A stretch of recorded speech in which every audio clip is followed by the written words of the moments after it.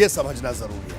पहले मैं वीरेश के पास आऊंगा क्योंकि वीरेश सुबह से वहां पर मौजूद है। वीरेश, मैं चाहूंगा जो दर्शक अभी हमारे साथ जुड़े हैं, ये भी उनके लिए जानना जरूरी है कि आज जो माहौल वहां पर था सुल्तानपुर में, वो माहौल एकदम अलग था, जिसे कहा जाए एक बड़ा इवेंट वहां पर देखने को मिला। प्रधानमंत्री थे, मुख्यमंत्री थे, जनता भी वहां पर काफी तादाद में मौजूद थी। वीरेश, मैं चाहूंगा कि आंखों देखी को संक्षेप में आप जरूर बताएं, उसके बाद फिर मैं अभिज्ञान जी के पास आता हूं और इस बात को आगे बढ़ाते हैं चर्चा को।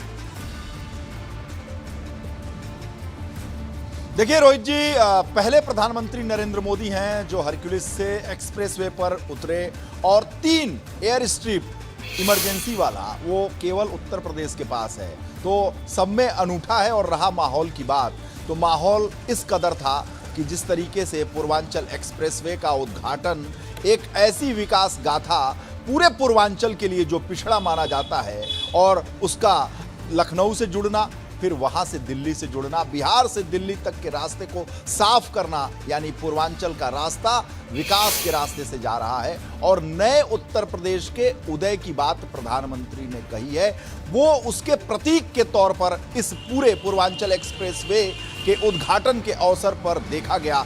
और संख्या तो लाखों में थी, बहुत भीड़ थी इस पूरे एक्सप्रेसवे को देखने के लिए, समझने के लिए। आसपास के जिलों से और नजदीक के जो गांव थे, वहां के लोग उमड़ पड़े थे, क्योंकि उनका मानना था कि ये जो एक्सप्रेसवे है उस पर प्रधानमंत्री उतर रहे हैं, हवाई जहाज से उतर रहे हैं, कैसे उतरेंगे। तो ये एक उत्सुकता और कौतूहल का विषय सबसे ज्यादा जो एक्सप्रेसवे के आसपास के 5, 6, 7 किलोमीटर के दायरे में जो गांव थे, उन गांव में मैं गया था और गांव के लोगों का ये कहना था कि ये बहुत बड़ी बात है हमारे लिए। लेकिन प्रधानमंत्री ने एक बात मीडिया को संबोधित करते हुए भी कहा और निशाना साधते हुए भी कहा कि जो मीडिया के लोग आए हैं वो ये देख लें कि ये एक्सप्रेसवे केवल रास्ता नहीं है, बल्कि ये विकास का रास्ता है। यहाँ पर निवेश होगा और बहुत बड़ी कंपनियां न केवल हिंदुस्तान की आएंगी, बल्कि विदेशी कंपनियां भी निवेश करेंगी इन 9 जिलों में, जो गाजीपुर से शुरू होकर लखनऊ तक जाता है।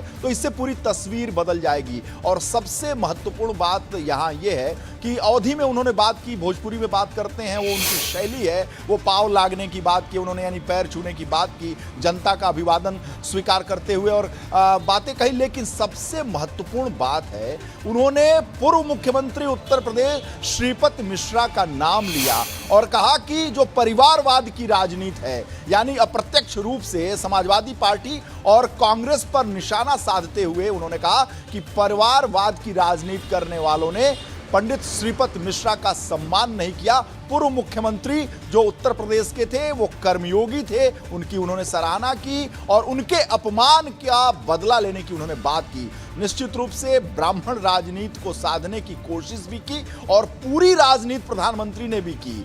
इस 2022 के चुनाव के मद्देनजर बहुत ही कटाक्ष करते हुए, परिवारवाद पर बात करते हुए, जातिवाद पर बात करते हुए उन्होंने पूरा संदेश दिया। नाम किसी का नहीं लिया, लेकिन समझने वाले सब समझ रहे हैं कि किसके ऊपर उनका निशाना था, कटाक्ष था, और वो अंदर तक बिध गया। जिस तरीके की भाषा वो प्रयोग कर रहे थे, बहुत ही तीक्ष्ण भाषा का प्रयोग कर रहे थे। और ये यूपी चुनाव में एक नया देखने को मिला। बात श्रीपत मिश्रा के अपमान की बात की गई।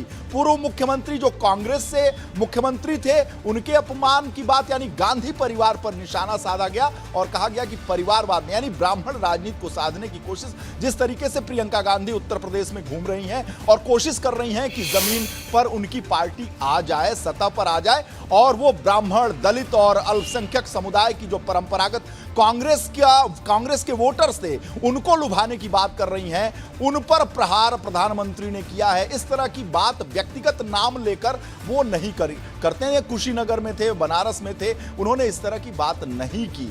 और लेकिन जब उन्होंने इस तरह की बात की तो वहां मरमरिंग हुई कि आखिर श्रीपत मिश्रा का नाम प्रधानमंत्री क्यों ले रहे हैं जी, और अपमान की बात कर रहे हैं। तो वो एक संदेश देना चाह रहे थे। साथ ही साथ इस विकास की जो क्या क्या रूपरेखा होगी, उन्होंने योगी आदित्यनाथ की भी बड़ी सराहना की। उन्होंने कहा कि यशस्वी के साथ कर्मयोगी मुख्यमंत्री, उन्होंने वो सारे भ्रम दूर कर दिए जो वायुमंडल में बहुत दिनों से तैर रहे हैं। बीच बीच में वो आ जाते हैं, जैसे बिल्कुल वीरेश। फॉग आता है कि रास्ते जी। पे चलते चलते धुंध आ जाती है, फॉग आ जाती है, उस फॉग को भी छाटने की बिल्कुल उन्होंने कोशिश की। वीरेश, तो और आपने बड़े कर्मयोगी विस्तार मुख्यमंत्री के तौर पर से आपने उन्होंने बताया कि आज क्या कुछ हुआ और किस तरह का वहां पर माहौल था। आंखों देखी आपने बताई और जो महसूस किया आपने बात वो भी आपने बताई, और खास तौर पर श्रीपत मिश्रा जी का जिक्र जो प्रधानमंत्री ने किया, क्योंकि वो सुल्तानपुर में पैदा वो हुए थे 80 के दशक में, 82 से 84 के बीच में उत्तर प्रदेश के मुख्यमंत्री रहे,